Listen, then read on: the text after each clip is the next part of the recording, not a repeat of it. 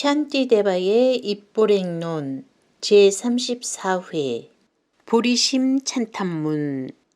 보리심의 귀한 보석이여, 보리심을 아직 일깨우지 않은 이들은 일깨우고 보리심을 일으킨 이는 기울지 않도록 하며 보리심은 항상 위로 증장할 지어다.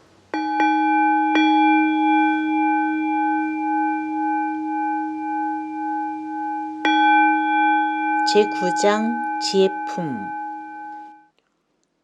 오늘은 지혜품 5번째 시간입니다.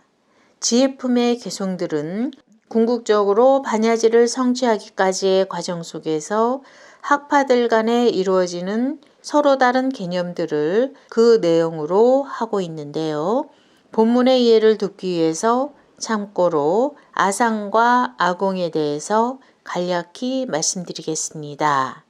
아상이란 고정된 실체로서의 나가 있다는 생각으로 몸과 마음을 나로 여기고 집착하기 때문에 고통이 생기게 되는 것이고, 세속사에서 일어나는 아상으로 행한 모든 행위의 업은 상속되기 때문에 인과응보가 그대로 적용된다고 할 수 있습니다. 반면에 아공이란 임무화라고도 할 수 있는데요.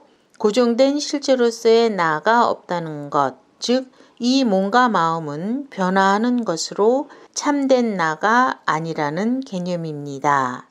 이 몸은 인연의 화합일 뿐 실체가 없으며 육근, 즉 눈, 귀, 코, 혀, 몸 뜻의 작용일 뿐으로 모든 것은 마음의 모습이니 내 것이라고 집착하는 것은 어리석은 일이라는 것입니다.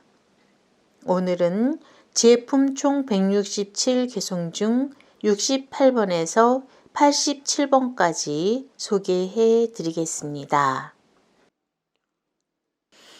마음이 없는 것도 나가 아니다.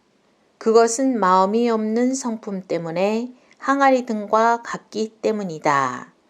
그러나 분리된 마음을 가지고 있기 때문이라고 한다면 인식할 수 없는 영원 불별한 나의 논리는 무너져야 할 것이다.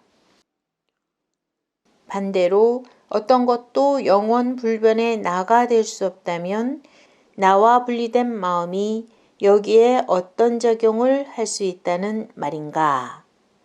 그와 같이 분리되어 있는 의식은 있을 수도 없지만 있을 수 있다면 대상에서 떨어져 있는 자유로운 허공도 나가 되어야 할 것이다. 만일 영원 불변의 나가 존재하지 않는다면 행위가 결과를 맺는다는 것은 합당하지 않다.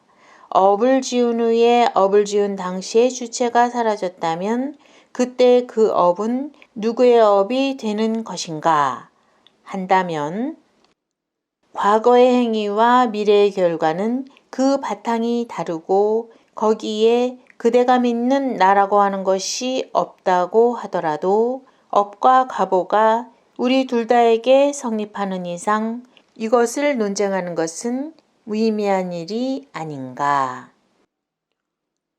원인을 가지고 있는 결과가 있다는 것은 원인과 결과를 동시에 본다는 것으로 있을 수 없는 일이다. 다만 인과법을 가리키기 위해 하나의 흐름에 의지하여 행위자가 경험자가 되는 것이라고 설하신 것이다. 과거의 마음도 미래의 마음도 나는 아니다. 그것은 인식 가능한 상태로 존재하지 않기 때문이다. 그러나 생겨난 현재의 마음을 나라고 주장한다면 그것이 사라지고 나면 역시 나는 존재하지 않는다. 예를 들어 파초의 몸통 부분을 베어내면 아무것도 존재하지 않는다. 그와 같이 통찰하여 현상의 실체를 찾아보면 나도 역시 실제하는 것은 아니다.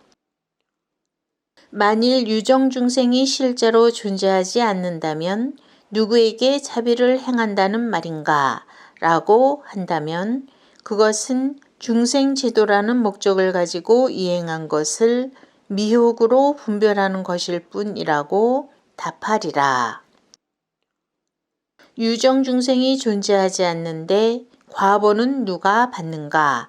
라고 한다면 그것은 사실이다.